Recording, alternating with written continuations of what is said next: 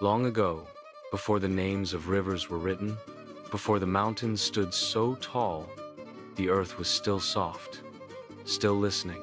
And in that time, the world was ruled not by kings or queens, but by forces, not seen as beasts, not worshipped as gods, but understood as people, people of immense power, passion, and pride. This is the story of two such beings, one from the sky, one from the sea, whose battle shaped the very bones of the earth. They called him Thunder, a boy born in the mountains, wrapped in lightning, with eyes like burning coals. When he cried, the wind howled. When he laughed, trees bowed. He wore feathers of cloud and had wings only the eagles dared to look upon. But Thunder was not cruel. He loved the high places. He loved light and air and dancing above the world. Still, he was lonely, for no one could fly as high as he. The sea sister, far below, in the deep places where no sunlight reached, there lived a girl called Whale. She had hair like ink and a voice like 1,000 waterfalls.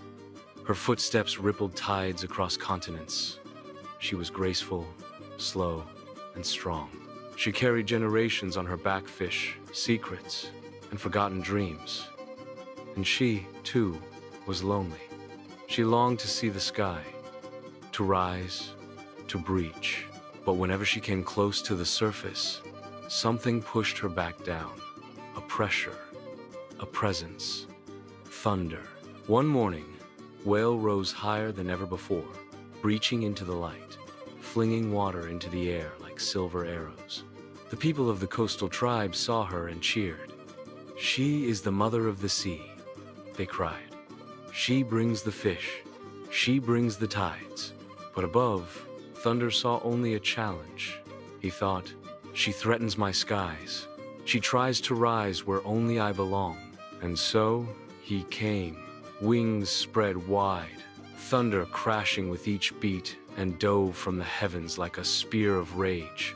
He struck the water, the sea exploded, and so began the war.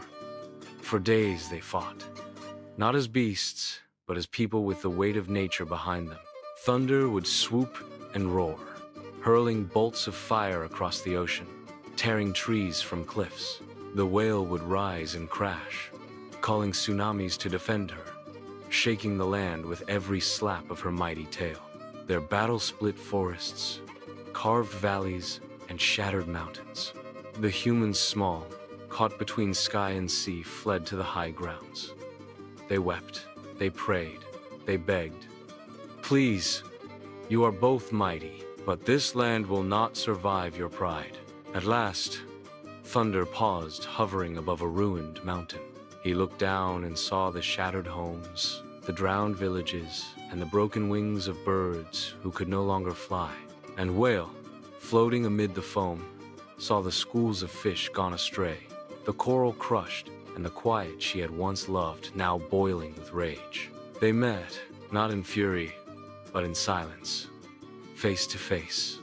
For the first time, they saw each other, not as rivals, but as mirrors. Thunder whispered, "You were never rising to take my sky, were you?" Whale answered, "No, I only wanted to rise to be seen." So, they made a pact.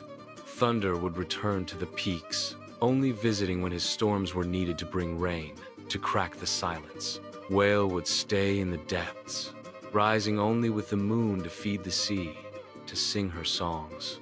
But each would leave marks upon the earth, not as scars, but as memory. And so the mountains rose, jagged like Thunder's feathers, and the coastlines dipped and curved, like the path of a whale's tail. And between them, the people rebuilt. They remembered. They told this story not to fear the sky or sea, but to honor both. Power without understanding causes destruction, but when pride yields to empathy, balance is born. Have you ever been caught between two powerful forces, like the sea and the sky? What did you learn? Share your thoughts in the comments. Like, subscribe, and hit the bell for more epic stories that shape the world. Best regards, Folktales of Many Tribes.